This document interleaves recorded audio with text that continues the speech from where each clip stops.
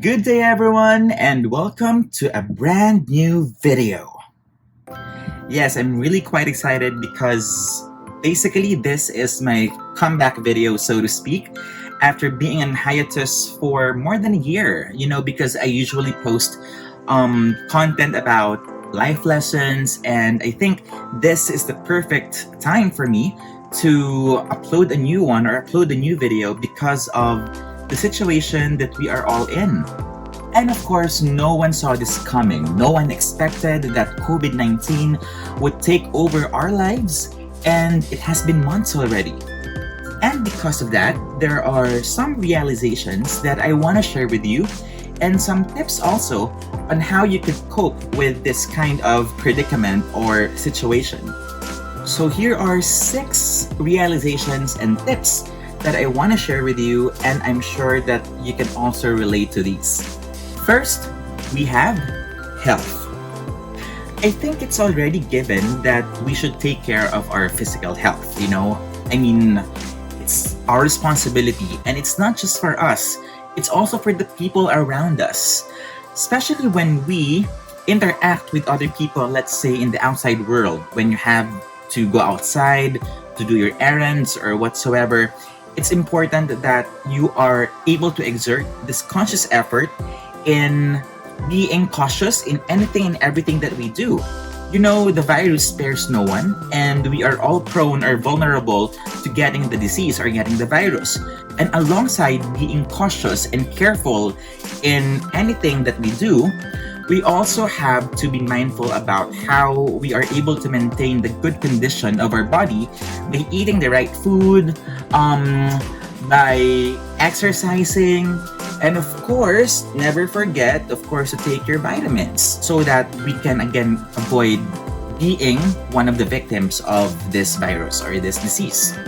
Number 2, aside from physical health, it's also very important that we focus on our mental health or our mental state, because according to studies, this crisis can actually lead to depression or anxiety, so we have to be mindful of that. Now, there are a lot of factors that can trigger anxiety, and some of them are external. Like, for example, being exposed, let's say, to unpleasant news, right? About the virus, about the status of the virus, about the government, and a lot of other things that could really negatively affect us.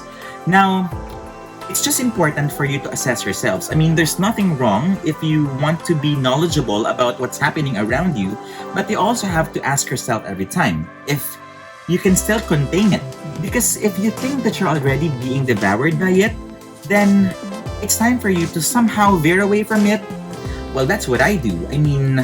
I also speak my mind when it comes to social issues, but I always ask myself if I can still contain it, or if I am still able to objectively look at it without being anxious. And if I feel like I am, then again, I try to detoxify.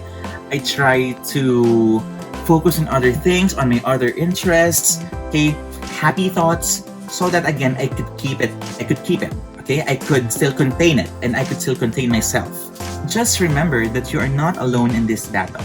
A lot of us, of course, and all of us, did not expect this to happen in the first place.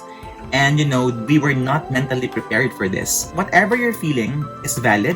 Whatever you're feeling is normal. If you're feeling negativity, again, it's all about how you are able to monitor and assess yourself in order for you to still be on the right track. Number 3, or the third one, we have work-life balance. Now, if you are able to do work from home, let's say, or even if you're working at the office, that you have to go there on a daily basis despite the situation, it's just important that you are still able to maintain work-life balance. I think most especially in this kind of situation. So as I mentioned earlier, there could be a lot of factors that could trigger anxiety. So all the more that we need to practice work-life balance. So of course, when you're at work, first and foremost, of course, you are required to focus and to pay attention to whatever it is that you're doing.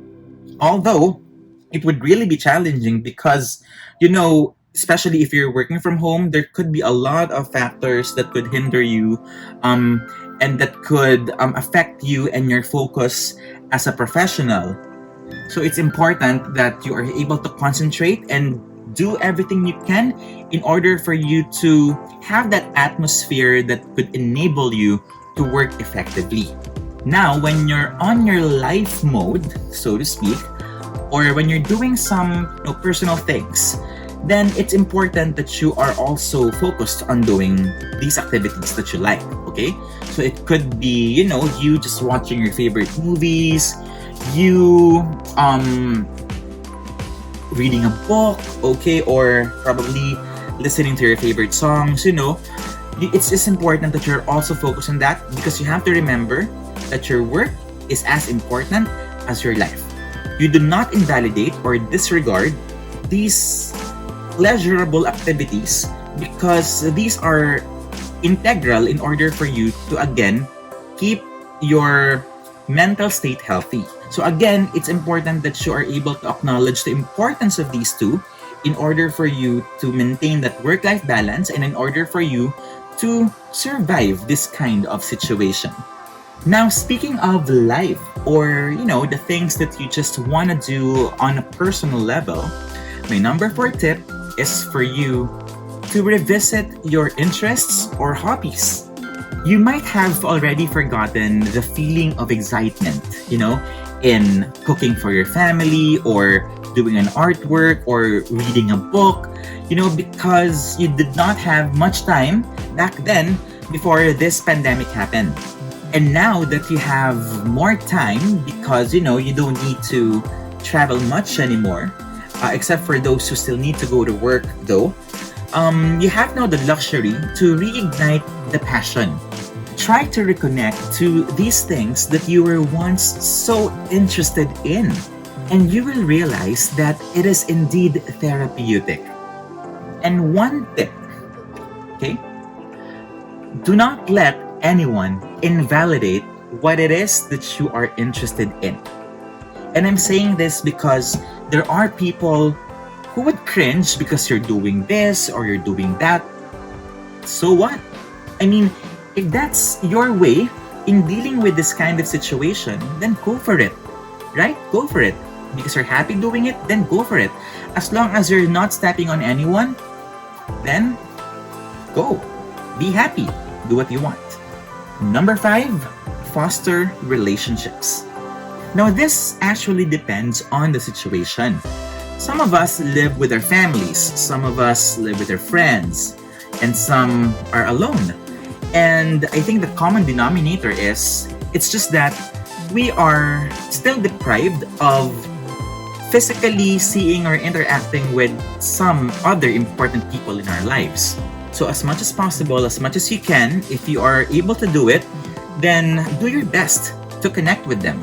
Call them, text them, or have a video chat with them regularly so that you can still feel their presence and they can feel yours. So it's important that we keep the connection, especially now that once again we are deprived of physically interacting with one another. And it would really be difficult, to maintain good relationships if we are not able to communicate. And last but not the least, is just for all of us to have that positive outlook. Well, you know what they say, this too shall pass. And I know 2020 has not been the greatest year for all of us, but I'm still hopeful, and I hope all of us are, that there's still that light at the end of the tunnel.